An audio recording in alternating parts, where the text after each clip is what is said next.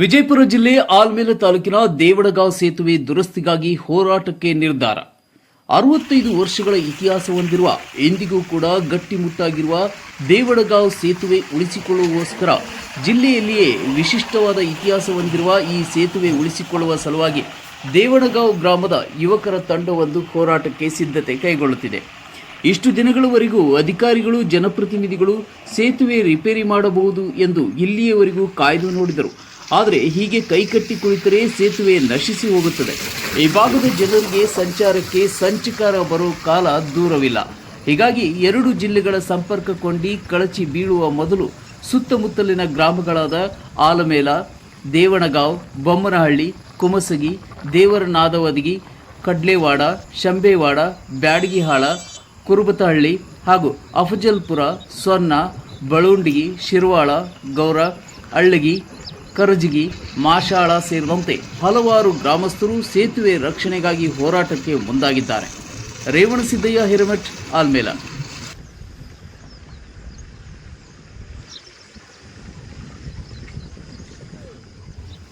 ಇಂದು ದೇವಣಗಾಂವ್ ಗ್ರಾಮದಿಂದ ಸರ್ಕಾರಕ್ಕೆ ಎಚ್ಚರಿಕೆ ನೀಡತಕ್ಕಂಥ ಒಂದು ಸಂದರ್ಭ 2023, 24 ಮತ್ತು 25ನೇ ಸಾಲಿನ 3 ವರ್ಷಗಳ ಸತತವಾಗಿ ಒಂದು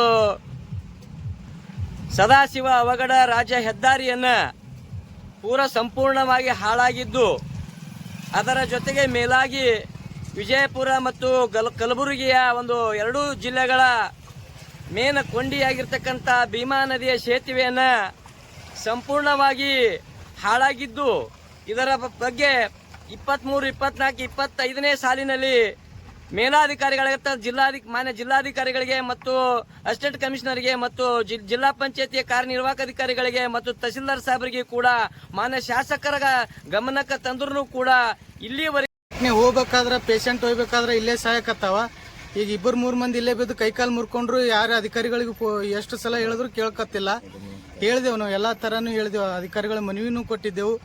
ಆಯ್ತು, ಸ್ಟ್ರೈಕ್ನು 1-2 ಸತಿ ಮಾಡಿದ್ದೆವು, ಹೇಳಿದ್ರು ಒಟ್ಟಾಗಿ ಕೇಳ್ತಾ ಇಲ್ಲ. ಇಲ್ಲಿ ಜನರಿಗೆ ಸಮಸ್ಯೆ ಆಗ್ಲಿಕತ್ತದ. ಈ ಸೊಲಾಪುರ, ಅಕ್ಕಲಕೋಟ್ ಹೋಗ್ಬೇಕಾದ್ರೂ ಇದೇ ರೂಟ್, ಪುಣ್ಯಕ್ಷೇತ್ರ ಗಾಣಗಾಪುರ ಮತ್ತು ಗತ್ತರಿಗೆ ಹೋಗ್ಬೇಕಾದ್ರೂ ಮಹಾರಾಷ್ಟ್ರ ಜನರಿಗೆ ಇದು ಬಹಳ ಅನುಕೂಲ ಆಗುತ್ತೆ. ಆದ್ರೂ ಕೂಡ ಈ ಬ್ರಿಡ್ಜಿನ ಸಮಸ್ಯೆದಿಂದ ಈ ಕಡೆ ಬಸ್ ಕೂಡ ಓಡಾಡ್ತಾ ಇಲ್ಲ. ಶಾಲಾ ಮಕ್ಕಳಿಗೆ ಭಾಳ ಅಂದ್ರೆ ಭಾಳ ತೊಂದರೆ ಬರ್ತಾ ಇದೆ. ಇದ್ರ ಬಗ್ಗೆ ಅಧಿಕಾರಿಗಳಾಗಲಿ ಶಾಸಕರಾಗಲಿ ಸ್ವಲ್ಪ ಎಚ್ಚೆತ್ತುಗೊಳ್ಬೇಕು. ಇಲ್ಲ ಅಂದ್ರೆ ನಾವು ಉಗ್ರವಾದ ಹೋರಾಟವನ್ನು ಮಾಡ್ತೀವಂತ ಒಂದು ಭರವಸೆ ಕೊಡ್ತಾ ಇದೀವಿ.